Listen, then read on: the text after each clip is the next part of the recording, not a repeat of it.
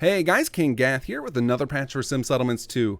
This is patch 1.0.15, which I'm calling Back to the Holotape. Man, I'm blown away that we haven't gotten to a minor update on the patch yet. We're not to patch 1.1. I think I know what's going to be patch 1.1, but we're not quite ready for that yet. So, and then 2.0, of course, will be chapter 2, which many of you guys know. There's the teaser that was just released last week. Go check that out if you haven't seen it yet. And we'll talk more about chapter 2 in a bit here, because I do want to set some expectations and clear up some things that were posted in the comments of that teaser.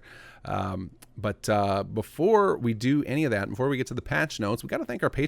In fact, the teaser seems to have spurred a lot of you into donating, and really appreciate that. You guys joining up on Patreon, it's insane to me that this many people care about the project enough to throw any money at it at all, much less to commit to a regular contribution. So you guys are awesome. I want to give a little shout out to say thank you. Obviously, if any of you out there is thinking about donating, just know that we just kind of roll the money all back in the project. There's too many of us working on it to try and have any one person keep it, so we just put it back in the project.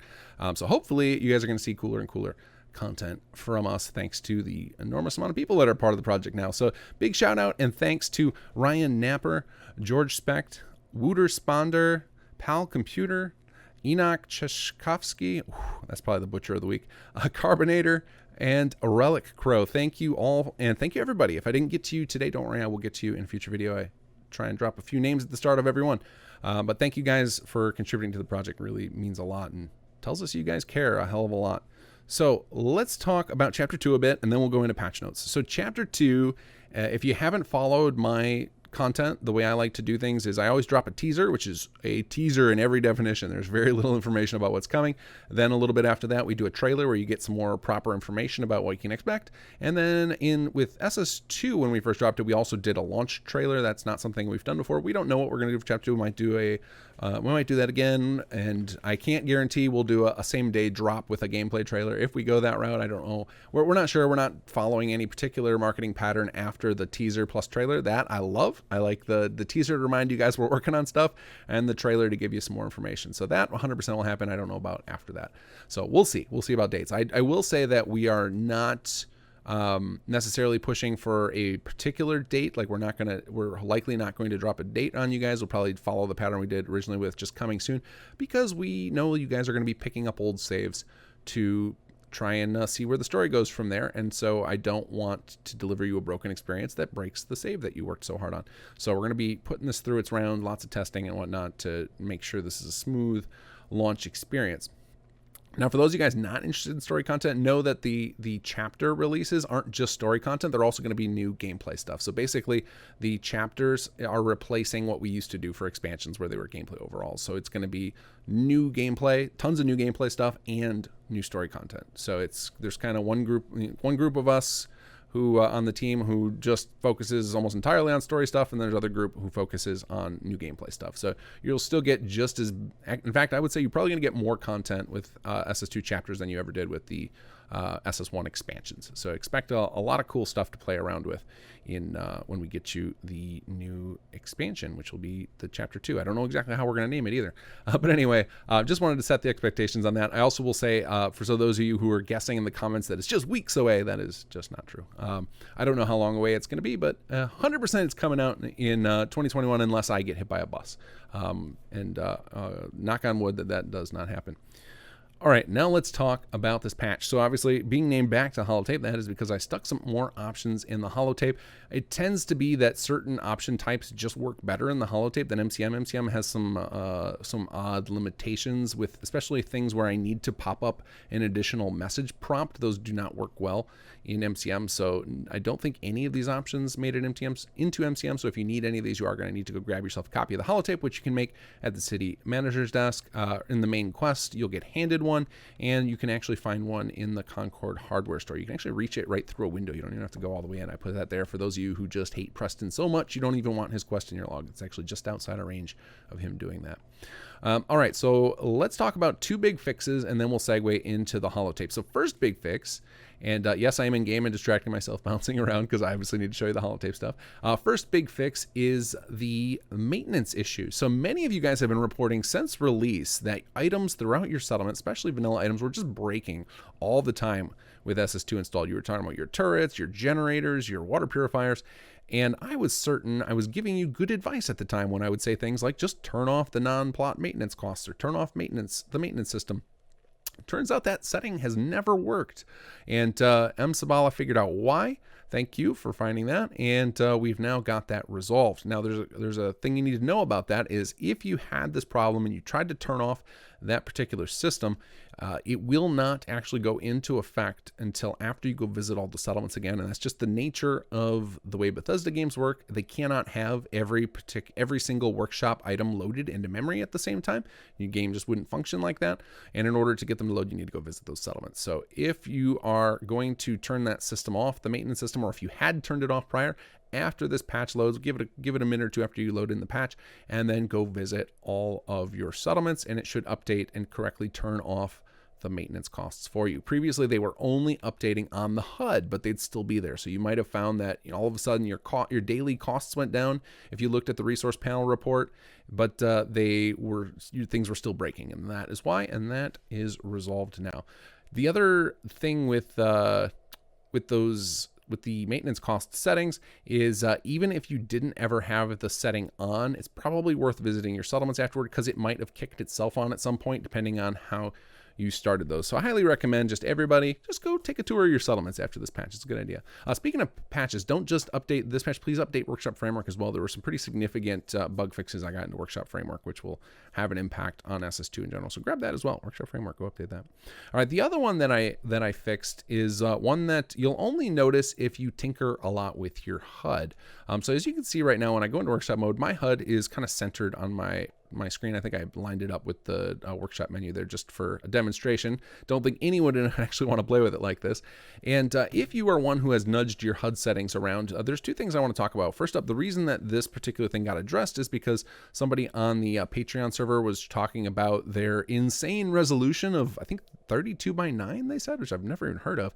And apparently there's some sort of max distance that these can travel, and I would guess that has to do with the vanilla HUD. The way that SS2 and HUD Framework work with HUD elements is they are attached to your compass or your cursor, depending on whether you are in workshop mode or not. I think it's cursor when you're in workshop mode and compass when you're out of it.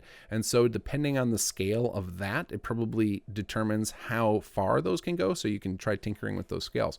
But what came up in that conversation, I noticed that other people were mentioning, is that when you change these settings, as soon as you save and exit your game and load back up, they're lost. And I had no idea. And so once I found that out and I tested and verified it for myself, I, of course, came up with a fix for it. Now, I found out while making this fix, so the reason I have these like this is to show you that as soon as I load up for the first time, this is the first time I'm loading this save since I started this video, that these do indeed restore back to their positions I set them the last time I saved the game, which obviously is pretty important with how cumbersome it can be to move those around, especially for people who don't have MCM. If you've got MCM and hotkeys, like I've got them hotkeyed right now, I can show you what it is for me. I just push one key to highlight one of the widgets, and then I just push another set of keys and I can nudge them around. Not a big deal. Still would be irritating to have to do every single save. So that should no longer be an issue. But if you find that they still are not reloading to where you last left them, I added a tool to Holotape to push them back where you last set them. So if you go to the City Manager, Holotape, go under Options, and then under HUD, you're going to find a Reload Positions and Scale. And that will basically grab the last positions that you set it at and restore them. And if you never set them, it'll restore them to the default, but they should just be the default by default, so that should never be a thing you need. It should never be resetting to the default, but if whatever settings are saved in your save file, this will push them back to that after you exit the Holotape. So this thing could fix the problem if you find out that even after loading your save with this patch, it's still not restoring the positions you set. That option should force it to happen. It's possible you need to run it, exit out of your Pip-Boy, pop into workshop mode, and then pop back into your Pip-Boy and run it again. Unfortunately, there are a lot of limitations with what we can do to the HUD without F4SE with HUD Framework. I always get those confused when I'm talking about them, but HUD Framework has a limitation in the way it's built. It's operating on a built-in base game. There's a base game timer that kind of happens at the engine level that can't change. And so you're kind of at the mercy of sometimes how much traffic's going on in your game at the time. If you've got a lot of those little messages in the top left corner, a lot of notifications, it can actually slow the HUD responsiveness down. And then so some of those things like sending commands to the HUD to change positions can get lost. And so this is a way to try and force those. All right, so now let's talk about some tools here. I've given you guys some tools that I think will be super valuable, especially in the when Chapter 2 comes around. And they have to do with quest-related stuff. So two of them I've put in the Cheats menu. If you've never seen the Cheats menu, it's under Tools. And this is designed for those of you guys who, you're not here to play the story, or maybe you like to start a fresh save for each of your settlement designs and you just need to get access to all the stuff and you don't want to play through all the unlocks again. That's what this is for. There's one other group of people that desperately needed some cheats, and for PC players they had console commands to solve this, and now this is finally getting exposed to Xbox players and for PC players who don't dig around the forums or the wiki to find this information out. That is quest skipping. So we've always had a command, or we've had a command since fairly early on, after I think I added it in the 4th or 5th patch, but a system to skip some of the main quests when they get stuck. There's a lot of different reasons they can get stuck. Most of the time now, it turns out to be some sort of mod conflict. I was going to say configuration, but mod conflict. But I know it can be very difficult to figure out what those are. If you're not using one of the known ones, it can be nearly impossible. And so sometimes you just get tired of it and you're just like, you know what, let me just skip this one. It's not working with my mod load order. And now you can do that. So if you go to quest skipping, you can basically use this right here to force the current main quest in SS2 to skip ahead. I actually should specify SS2 in here because it's not readily apparent that the City Manager holotape is SS2. But you can skip the current main quest you're on. Now, if you've never started any, this will actually jump you right to quest 2. And word of warning with that, if you do something like that, since you're not building a beacon to tell SS2 which settlement to send Jake to start the main quest, it can probably cause some problems. So it's probably not a good idea to use this before you've started the quest line. In fact, in general, for any of these skip commands and the other main quest related command I'm going to show you, it's best to only use them at the start of a main quest. So if you don't have a main quest running already, I would not be running these because it can probably cause some weird issues. I'd also say you should probably plan on, before you're running any of these, just save your game just in case. If something doesn't go right, or if we missed something in these commands, that you'll be able to roll back and not have a botched save. So one of the things we did with these is these will actually complete the quests in a minimalist fashion. You'll get XP as if you completed it, you'll get all the items. But if you're familiar with the way quests work in the back end, there's a series of stages, and some of you guys who play on PC know you can enter console commands to skip stages. We didn't want to make it have to go through every single stage like you did as the player went through it. It would be way slower than it already is, and you'll see when you run some of these commands, they're already not as quick. They're not instantaneous because we have to wait for the HUD to update. But I also, so I didn't want them to go slow, but there's also probably some stages where you don't want them set necessarily, because a lot of the stages we use have to do with dialogue stuff, where if you answer a certain way in a dialogue, it gets recorded and then it gets referenced or used later. And so some of the negative dialogue reactions, we didn't want those hit. So instead we went with a minimalist approach, just hit the quest stages that are required to update the objectives, to send the characters where they need to go, and to give you the rewards. So it's possible that there are some of these quests, when you skip them, it causes some little quirks. And I figured by now we would probably have discovered most of those, because the console command to skip quests has been available for a very long time. But if you find any quirks after skipping a quest, definitely report it on the forums, and we'll try and improve the skipping command. So the force complete will do the current one, and the skip ahead will bring up a menu to allow you to jump right to it. And I'm going to show you guys this menu, and whenever you activate either of these, it's going to kind of freeze up your Pip-Boy for a moment. And this is just a trick, and this is one of the reasons that we can't do this in MCM, is we actually need you to exit out of the Pip-Boy before we show you the menu. So the trick to do that, to force you to exit out of the menu before anything pops up, also causes the Pip-Boy to kind of lock up for a second. So that's normal. And you'll also notice there's this weird dash here. There's this, I used it a couple places. This is because there's a quirk sometimes with holotapes where when you're waiting for all of this text to load, if you push A to hurry up it loading, it'll actually activate that first button. And I was having that issue a lot with these, so I just added a blank option to deal with that, so that way you can hurry up and speed the loading of the text, and then get access to the other options without accidentally clicking one of them. All right, so we're going to hit this skip ahead, and you can see my thing locks up. There's nothing happening. I can see the blinking cursor, but I can't do anything right now. And then if I just start spamming my B button on my controller, and then eventually you get this. So now the way this works is this completes all the quests prior to what you click on, and then starts the quest you activate. So you'll notice that laying foundations, the very first quest for SS2's main quest, is not listed. That's because you can start that at any time you want with the beacon. There's no reason for you to force start it from a menu like this. If you start plotting the future, the second quest, it will complete laying foundations, and then it will start up plotting the future. If I click Scaver's Delight, it will complete laying foundations, plotting the future. If I had hammer, casting a line, and then start Scaver's Delight. So you can jump ahead anywhere you need. So obviously, this is going to be super handy for those of you who want to start with a clean save to come into the chapter 2. Maybe you want to do a whole new load order and go to chapter 2. You'll be able to skip right to the end of the chapter 1 content and go that way. And then we'll probably add another one of these commands for chapter 2 separately, so that once you've finished chapter 1 and chapter 2 for a while and you're ready to just skip ahead, you'll be able to do that. The other place I feel like it'd be super useful is when you have a corrupt save. Sometimes it's really frustrating in Fallout 4. You got this big modded save, and then it turns out down the line that's some settlement is inaccessible because of the power grid corruption bug in Fallout 4, or your save just becomes kind of a mangled mess because you've overmodded it, or you uninstalled a mod, or you decided that some key mod is a disaster and you don't like it anymore. Is that you'll be able to, at least with SS2, jump back to your progress point. You can jump back in there, and this will actually grant you the XP. Like I said, it'll move all the characters around, does everything as if you completed the quests yourself. So I think that'll be a super useful set of tools right there. So the last tool that I added to the Holotape is in a similar vein. It's something to help with a main quest issue that some of you guys run into that you don't realize right away. Now, the way that SS2's main quest works is it silently in the background establishes a main settlement. It's somewhere that it's going to use for any type of character thing or quest that involves objectives in a settlement. It has a certain settlement that it uses for that.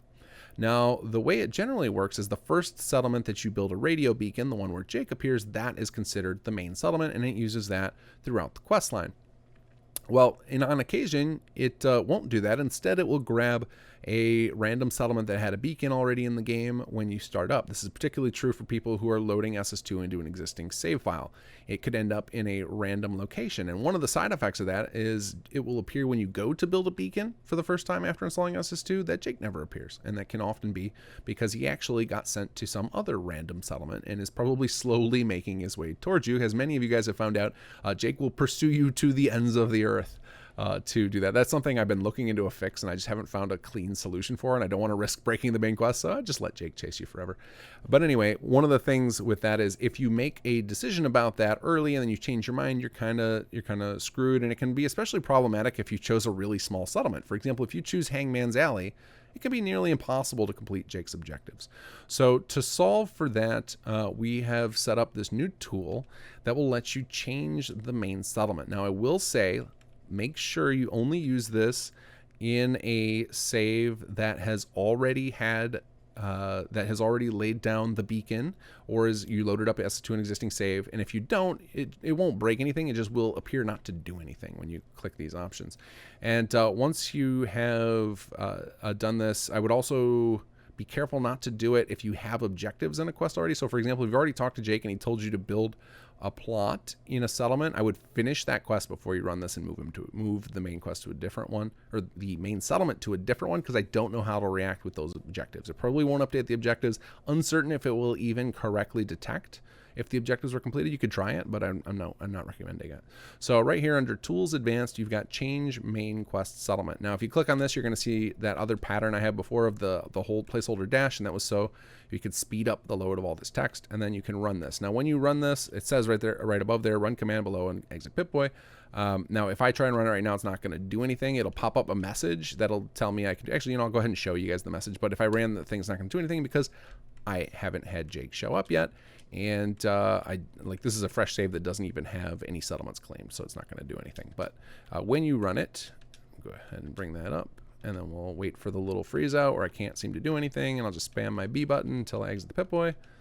And in here, it's going to pop up this message, and then you basically click this, and then it'll give you a list of all the settlements that you currently control. So it'll even let you choose from ones that don't have a radio beacon at that point, so that you can just choose any settlement in the Commonwealth and make sure that all these things happen. So it's just a great way to fix a problem if you accidentally tried to do a settlement that's just not practical to do this in. And some other settlements that can be impractical for this, or some of the interior settlements, like trying to do this in Vault 88 can be problematic to do the main quest, just because the characters need to travel to Concord a couple of different characters need to travel to Concord, or out of Concord, and so having them go inside a cell can sometimes cause a unpathable situation where they just have no way to get back to Concord, or it's going to take them forever if you want to chase them. So choosing a settlement close to Concord is generally a good idea. In fact, I'd say 90% of you will already just use Sanctuary for this, but you're not limited to it. You can absolutely do this in any Commonwealth settlement in the main quest will run. And so now you have an option to change that after the fact.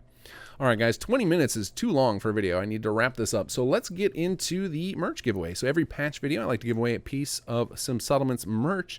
And the way we do that is I'm going to give you guys a hashtag to include with your comment below if you're interested in being in the drawing for a piece of merch. So leave a comment below, something interesting, because I'm going to read through them all. Tell me something you love about Sim Settlements. Tell me a funny story that happened to you in the game. Tell me a bug report, anything you want, just something that's more interesting than just reading this hashtag spammed over and over again. But with it, include the hashtag chapter 2 hype, chapter number 2, and the word hype. And I will pick one of you guys in the next 24 hours. I will respond to your comment. And then if you get back to me within 24 hours of that, I will hook you up with a merch coupon to use on our Threadless shop. All right, guys, take care and enjoy the mods.